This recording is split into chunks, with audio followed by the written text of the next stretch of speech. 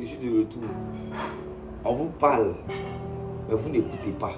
Vous faites les choses pour plaire aux gens. Vous combattez inutilement. Votre combat contre les Libanais, là, je vous ai dit dès le départ qu'il ne sert à rien. Les cyberactivistes proches de la case vous ont plongé dans ce combat-là pour perdre votre temps. En vérité. Parce que ce n'est pas les Libanais que vous devez attaquer. Qui donne le pouvoir aux Libanais? Mais attendez, ça sera mieux dit par un Libanais.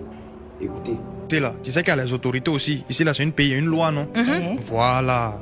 Si les autorités font le nécessaire avec ce genre d'individus, ça va cesser, non? Non, en fait... Parce qu'il y a des gens qui disent que non, il y a un Libanais qui peut se permettre de faire tant, il peut se permettre de faire tant, mais après on le libère, on le laisse sortir, on le fait tant, on le fait tant. Mais c'est ça, là, ça vient de chez nous. C'est pas nous. C'est un problème local, non? Là, je suis d'accord. C'est la vérité non, aussi. Il faut bien punir ce genre de comportement. Eh bien, tu vois, quand tu es dans une maison avec ton papa et que ton papa décide d'adopter un étranger, quand cet étranger-là fout la merde dans la maison, c'est vrai, tu peux lui dire ça directement. Tu peux l'interpeller quelquefois. Mais le mieux, la façon la plus intelligente de parler, de faire comprendre à cet étranger-là que tu n'es pas d'accord avec ses agissements, étant donné que tu es un enfant, c'est de parler directement à ton papa. Étant donné qu'on est dans le thème de la cité, on est dans un pays, on est en Côte d'Ivoire. Pour parler à ton papa, comment est-ce que tu dois te comporter? Comment est-ce que tu dois faire? Mais ce problème des Libanais a perdu depuis des années. Ça ne date pas de maintenant. Personne ne vous écoute. Personne ne nous écoute. Et bien pour ça, qu'est-ce qu'il faut faire? Il faut gentiment s'inscrire sur la liste électorale. Mais les cyberactivistes proches de la case, ils font tout pour vous détourner de ce véritable combat. Quand il s'agissait de la CAN, les moyens étaient mis à disposition des influenceurs, de tous les artistes, afin qu'on puisse danser, oui, parler de la CAN. Ils ont même fait venir des influenceurs étrangers, marocains, aux frais de l'État. Mais là, il s'agit d'une élection présidentielle de la Côte d'Ivoire. C'est très crucial, parce que c'est ça qui fait souvent qu'il y a les guerres, il y a les trucs. La CEI touche un jeton pour la communication.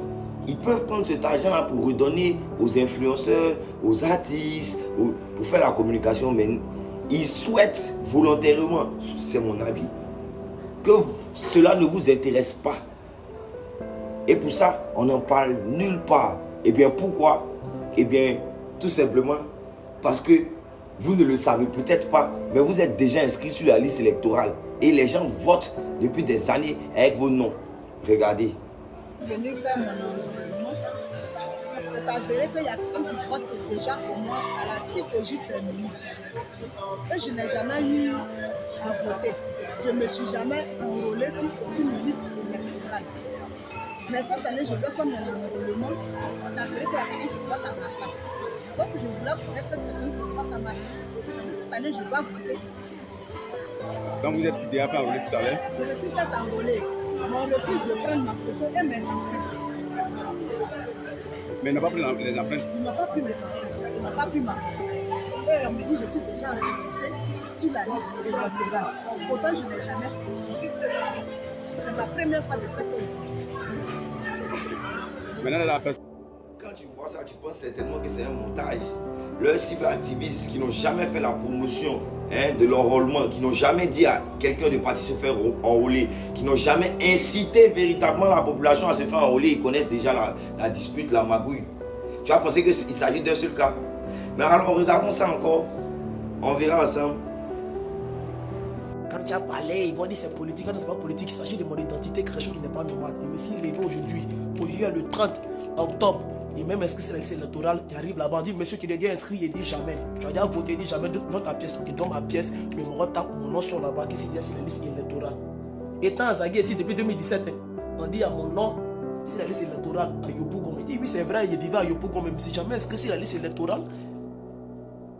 Il dit en bon, lui, mais la dit c'est bizarre, il dit je ne suis jamais inscrit, il n'a jamais voté, il n'a jamais tout. 5 cas d'identité, il a fait en 2020, il a reçu ça en 2021. Il dit ah, c'est bizarre. Il dit moi, Sidi Ibrahim, j'ai décidé d'être le mouton de personne. J'ai décidé de récupérer ce qui m'appartient. Et ce qui m'appartient dans cette nation, dans cette patrie, ce sont mes droits.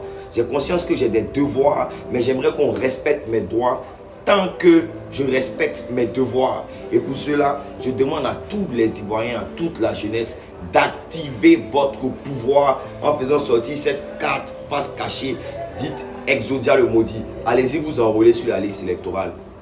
Ça finit bientôt. À partir de la fin de la révision de la liste électorale, si tu n'es pas sur la liste électorale, tu n'auras plus jamais le droit d'ouvrir ton clapet pour parler de politique ethnique. C'est de ça qu'il s'agit.